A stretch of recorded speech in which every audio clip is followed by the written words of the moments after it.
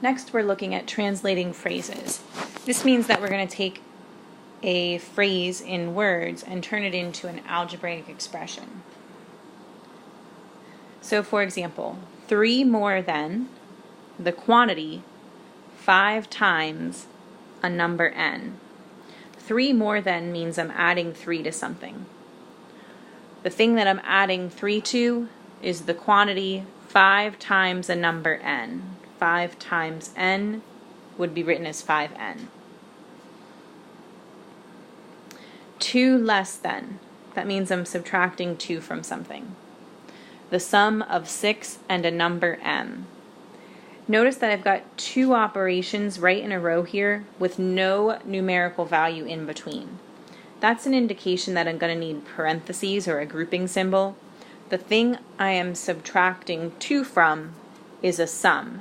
So I'm going to put that in parentheses, and then I'm going to put my sum of 6 and a number m.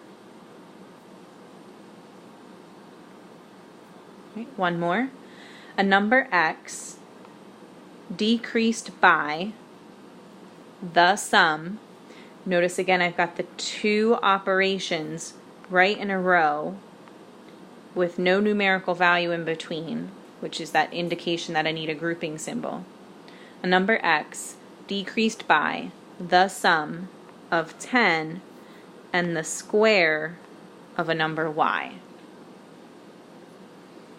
Try to use what I've done, where you're reading and rereading the phrase many times and putting just a little bit of information into your expression each time, and you'll slowly build up your expression. Where we're eventually going to go with this is using verbal models to solve word problems. So verbal models can include phrases, which are expressions like we just looked at. So another example, the sum of 6 and a number. That would be 6 plus x. Or it could be a sentence, which makes your result either an equation or an inequality. So for example, the sum of 6 and a number is 12. This is 12 part makes this an equation. The sum of 6 and a number is 12.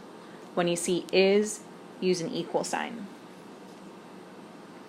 7 times a number is less than 50.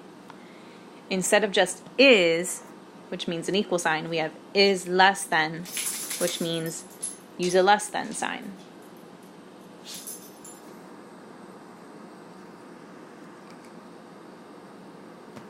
All right, one last example here.